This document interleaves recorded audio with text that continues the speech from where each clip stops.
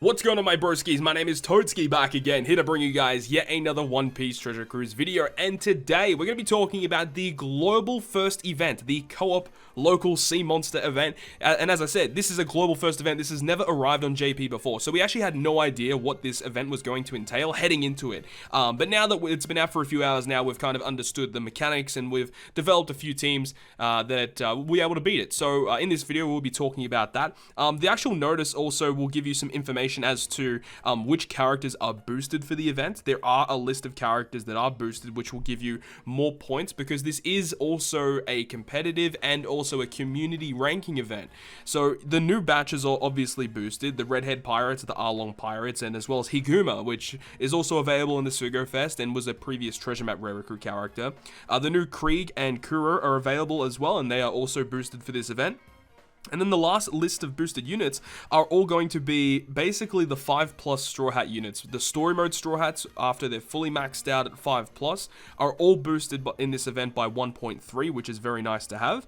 And then you've also got the Croc and Daz Bones. And also the Raid Buggy is also available. So there's a bunch of different characters here, but honestly, a majority of these units here are really bad. The only ones that are actually really good for this event are the new batch characters, obviously, but the free-to-play options, unfortunately, aren't that great, but we'll get into that in this video today. Also, something that I want to talk about is the actual new character that is debuted in this event, which is the Sea Monster. The Sea Monster is actually low-key pretty freaking good. I was not expecting it to be as good as what it is, if I can actually find it real quick. So the local Sea Monster is a quick powerhouse free spirit character. This is its fully maxed out capabilities, pretty decent stats overall. This unit has a fantastic captain ability. This is obviously after you limit break him. His captain effect does get buffed after his limit break. 3.5 times attack to quick characters, and that's the flat boost. And then also gives you 20% damage reduction. And then for powerhouse and free spirit characters, it makes their quick and size slots beneficial. What an amazing captain effect. And then the special ability, which will need another 5 turns of cooldown, so it goes down to 13 turns, does 5,555 fixed damage to all enemies that ignores all defensive effects, reduces the defense up and damage threshold duration all by 3 turns. And then for quick and side characters, you get a 1.75 orb boost, and during that turn, if you hit 3 perfects, you get a 2 times orb boost in the following turn. Just a fantastic unit with a great captain, great special across the board here. Also reduces special reverse on itself, has a stat boosting effect, and then also a 12% base attack support to any quick unit. This unit is awesome, and you'll be able to get this character by continuously playing the event. Now, the event itself has 3 different stages at different difficulties. So obviously, if you have the capabilities to do so, make sure to play the highest stamina, as it gives you the highest chance to get better drops. And then you've also got a 30 and 40 stamina one to do as well, which is good if you can't beat the 50 stamina one, because the 50 stamina one is very challenging. I have 3 different teams in this video for you guys today that I've been using in order to clear this event. So I guess without further ado, let's go ahead and get into the breakdown of this brand new co-op mission. Alright, so getting into the swing of things, the first team that I have obviously is going to be my man, Gang Shanks Crew. Dude, I'm so pumped that I was actually able to pull this guy. If you guys have not seen my Sugo Fest pulls, go ahead and check out the link at the top of the video. I'll leave it in the description. I'll leave it somewhere in this video. Either it's in the comments, description, pinned comment, whatever it is. It'll be there. Go check it out. So Shanks Crew is really cool, and obviously because this event is centered around utilizing the brand new batch, he is going to be the most optimal captain to use in this event. Now, if you do not own Shanks Crew yourself, don't fret, because you can definitely use a friend captain to the best of your ability to get through a lot of the most annoying things here. One thing to note is that in this dungeon itself, there are a couple of different cases where you'll be inflicted with special bind, and the good thing is, of course, with the captain ability of Shanks Crew, he just completely resists special bind, which is fantastic.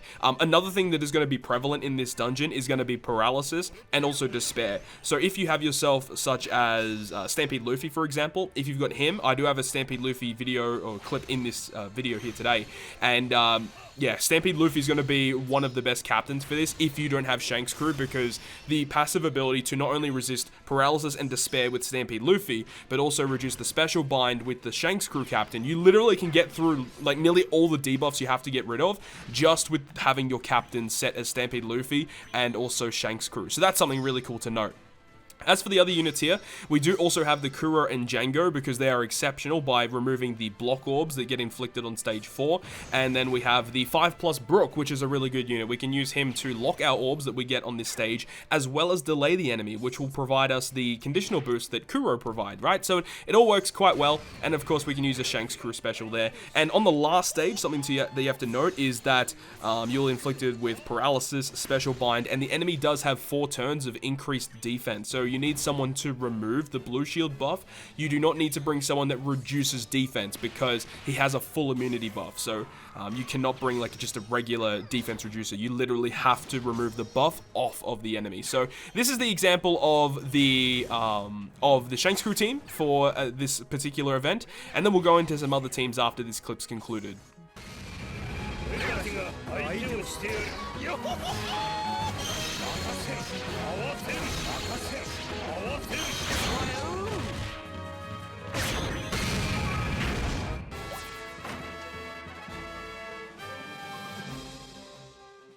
So the next clip in this video is going to be V3 Law. Now these captains don't really synergize that well together because Law doesn't boost Shanks, which is a little weird. Shanks obviously boosts everyone, but Law, he doesn't boost Cerebral, he doesn't boost Slasher, he doesn't boost Shooter.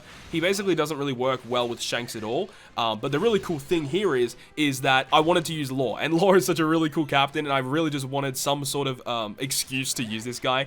Now as for the subunits on this team, we've got Sober Mask, which is an exceptional unit. He provides attack boost, orb manipulation. He's such a fantastic unit under Law, of course. And then we've also got the Int Peckhams. He's really good because we can use him to reduce the defense up on the enemy stage.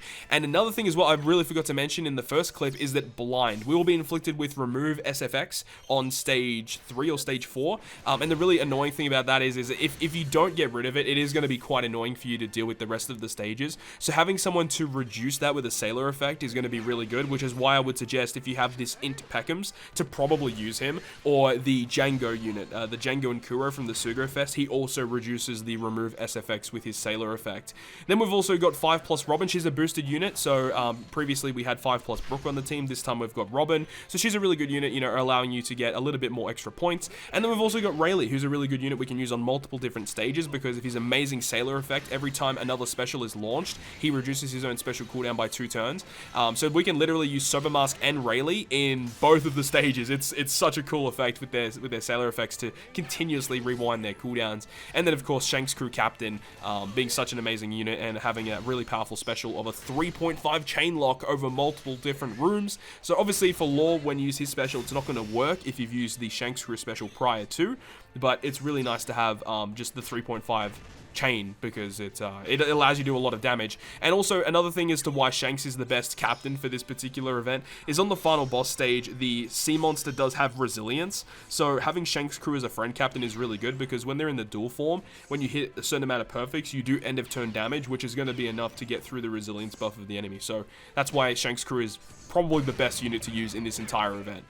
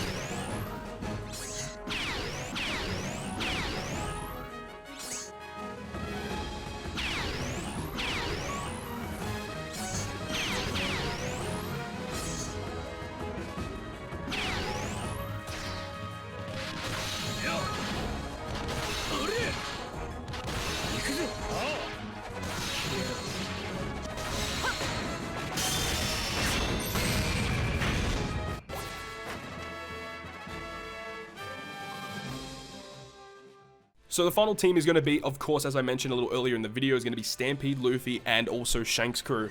This is a really good team and isn't that difficult to build, really. The only other unit that you might have to find a really decent replacement for is going to be the Django and Kuro unit. And of course, the reason why we bring him is because he changes the block orbs into matching, but he also gets rid of blindness with his Sailor effect.